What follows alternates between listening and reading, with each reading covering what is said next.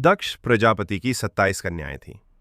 उन सभी का विवाह चंद्रदेव के साथ हुआ था, किंतु चंद्रमा का समस्त अनुराग व प्रेम उनमें से केवल रोहिणी के प्रति ही रहता था। उनके इस कृत्य से दक्ष प्रजापति की अन्य कन्याएं बहुत अप्रसन्न रहती थीं। उन्होंने अपनी ये व्यथा कथा अपने पिता को सुनाई।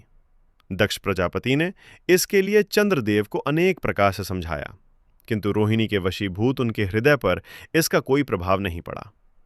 अंततः दक्ष ने क्रुद्ध होकर उन्हें क्षयग्रस्त हो जाने का शाप दे दिया। इस शाप के कारण चंद्रदेव तत्काल क्षयग्रस्त हो गए।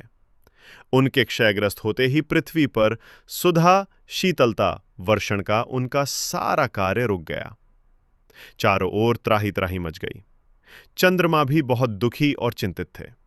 उनकी प्रार्थना सुनकर इंद्रादि देवता तथा वशिष्ठ आदि ऋषिगण उनके उद्धार के लिए पितामह ब्रह्मा जी के पास गए। सारी बातों को सुनकर ब्रह्मा जी ने कहा, चंद्रमा अपने शाप विमोचन के लिए अन्य देवों के साथ पवित्र प्रभास क्षेत्र में जाकर मृत्युंजय भगवान शिव की आराधना करें। उनकी कृपा से अवश्य ही इनका शाप नष्ट हो जाएगा और ये रोग मुक्त हो जाएंगे। उनके कथनानुसार चंद्रदेव ने मृत्युंजय भगवान की आराधना का सारा कार्य पूरा किया।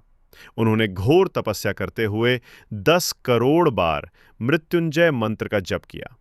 इससे प्रसन्न होकर मृत्युंजय भगवान शिव ने उन्हें अमरत्व का वर प्रदान किया। उन्होंने कहा, चंद्रदेव, तुम शोक न करो, मेरे वर से तुम्हारा शाप मोचन तो होगा ही, साथ ही साथ प्रजापति दक्ष के वचनों की रक्षा भी हो जाएगी। कृष्ण पक्ष में प्रतिदिन तुम्हारी एक एक कला क्षीण होगी, किंतु पुनः शुक्ल पक्ष में उसी क्रम से तुम्हारी एक एक कला बढ़ जाया करेगी। इस प्रकार प्रत्येक पूर्णिमा को तुम्हें पूर्ण चंद्रत्व प्राप्त होता रहेगा। चंद्रमा को मिलने वाले इस वरदान से सारे लोकों के प्राणी प्रसन्न हो उठे।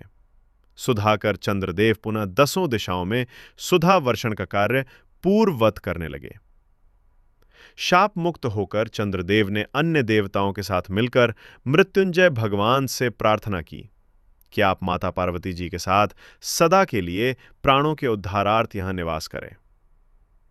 भगवान शिव उनकी इस प्रार्थना को स्वीकार करके ज्योतिर्लिंग के रूप में माता पार्वती जी के साथ तभी से यहां रहने लगे।